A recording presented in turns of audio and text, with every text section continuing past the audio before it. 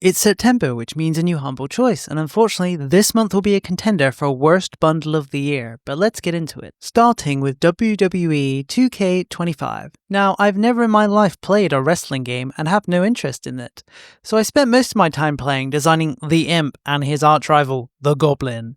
As someone with no knowledge of WWE or wrestling in general, I don't think this game provides a good introduction into the universe. A lot of the terminology went completely over my head, and I simply don't know what a lot of the modes mean or who the characters are, and the game doesn't even try to explain any of this. This is very much a game for fans of WWE, or at least people with some surface level knowledge of the show, and this game failed to teach me or show me why I should invest more time into learning about it. Second up, we have Destiny 2, a first-person MMO, specifically some DLC for Destiny 2. As Destiny 2 is a free-to-play game, a lot of the DLC adds expansions, raids, and unique weapons. But as someone who's never played Destiny 2 before, I'm not sure who this bundle is for. That being, if you already played Destiny 2, you've likely bought its various expansions. Or if you've played Destiny 2 and stopped playing, would these expansions bring you back? Or if you're like me and never played the game, expansions to a game I have never played don't hold much value. On top of that, a lot of the campaigns in these DLCs have been deleted from the game. In fact, Bungie is currently in court over what they call vaulting, which is deleting older content from the game. It's unclear whether the content from these DLCs will one day be removed from the game as well. On the gameplay side, Destiny 2 is just a first-person shooter MMO. Personally, I didn't find it very engaging or fun, but the game seems to have a lot of content in it, and can be played cooperatively, so I could see it having its appeals. But you should probably try the game before thinking about buying any DLC. After all, it's free, and if you hate it, the DLC will be worthless to you. For our third game, we have The Plucky Squire, a game which blends a few different genres together, all told through a storybook style. You start off playing in a top-down Zelda-like style, then switch to a side-scroller, and then leave the book entirely and move around in 3D. There is even a boxing minigame against a honey badger or a Baba's U-style text switching. Honestly, I want to play more of this game, just see how creative it gets in its use of genres and mechanics. Maybe it'll turn to a JRPG or an RTS later on. I will say the combat felt very basic, and the story so far was rather childish, so you're looking for a deeper, more complex combat with a more mature story, you should likely look elsewhere. Next up we have SpellForce, Conquest of Eo. To start with, this game is nothing like the previous SpellForce games, which were a mix of RPG and RTS. This game is a turn-based 4X style game where you play as a mage. Unlike other Civilization-like games, in this one you don't have a city or an empire to manage. Instead, you simply have your mage tower, which expands in size as you grow more powerful. You also don't have an economy, as it were. Instead, you drain the land of resources and deplete resource deposits. Other than that, you research spells which you can then cast on armies or even use to terraform the terrain.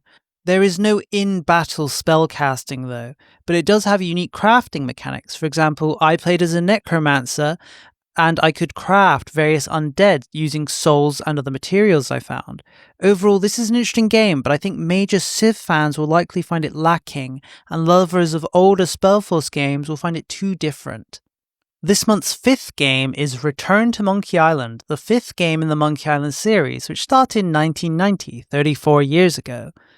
This game is not a remake or a retelling, it is a direct sequel to the last game in the series. So if you're like me and never played a Monkey Island game, you're going to be largely out of touch, constantly introduced to characters you're supposed to know without much context. This game very much feels like it was made for fans of the series. A lot of the game seems to be based off nostalgia for those previous games. Outside of that, it's a point-and-click game with a sort of wacky adventure game logic, like writing an apology on a forgiveness frog and getting it rejected because you didn't write the correct things. The game also has two difficulties, a more casual difficulty with slightly simpler puzzles, or a harder difficulty with the puzzles as they are intended. Unless you're a big fan of adventure games, I don't think this game has a lot to offer you, even more so if you haven't played those previous titles. The game does have a scrapbook though that can retells the events of the previous games to bring you up to date. But even so, it feels like you're missing out a lot of the story by not playing those previous games. For our sixth title we have Eastern Exorcist, a side-scrolling action RPG. This is a very simple game. You block, parry and counter enemies in a zone and then move on to the next one. This is not a Metroidvania. It is largely linear, with most zones being connected in a straight line. There are also no secrets or collectibles. This game is also rather short, at around 10 hours for both campaigns. On the plus side, you have 2 playable characters with their own unique campaigns. This game does have voice acting, but it's all in Chinese, and the text translation felt a little awkward. Overall, I don't really recommend this game unless you're a big fan of side-scrolling beat-em-up style games, as this game simply doesn't have a lot of content and the combat is very standard, being largely based around dodging and parrying. I will say it looks nice though. Now we have Warhammer 40k Speed Freeks, and yes, Freaks is spelt wrong. This is a vehicular combat game with some racing. I found this game rather fun. There are 9 different vehicles to unlock with their own strengths, weaknesses and unique abilities, but the game is rather limited. There are only 2 game modes and 5 maps, which got old fast. On top of that, the game has a very small player base of around 30. Of course, that has jumped up to 80 with the humble choice, but I have my doubts about the game's longevity. Unless you enjoy playing the same few maps over and over again with the same people and bots, there actually isn't much here to play with. For our final game, we have Grapple Dog, a 2D platformer where you play as a dog with a grapple. Straight off the bat, this game commits the cardinal sin of platformers, that being the game's movement felt very floaty and imprecise. On top of that, the game's gimmick, the grapple hook, doesn't feel good to use either. The game also has very little music, only around 30 minutes overall, which leads to the same 1-minute track playing over and over again, which can become quite annoying.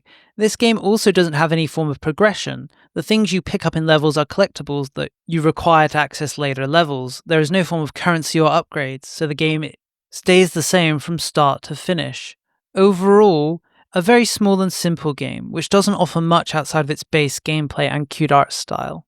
After going through each game, my assessment that this might be the weakest choice this year feels even more apt. The main liners for this month are a wrestling game and DLC for an MMO. The only game that even slightly interests me was SpellForce Conquest of Eo and the Plucky Squire. Unfortunately, the rest of the games are either not for me, or in the case of Speed Freaks, have too little content to play with. Overall, in my view, a very poor month. They'll be hard for Humble to top, but I'm sure they'll try their best. But what do you think? Am I a crazy person? This is actually a great month? Thank you for watching. Did Humble throw out a bad month because they didn't want to compete with Hollow Knight Silksong? It's possible. What's a game that you think will show up in next month's Humble Choice? I actually have a list of my predictions for games that will come to Choice, so be interested to hear your guesses. For my next video, I'll be covering an old RTS about submarines. Thank you again for watching, and see you next time.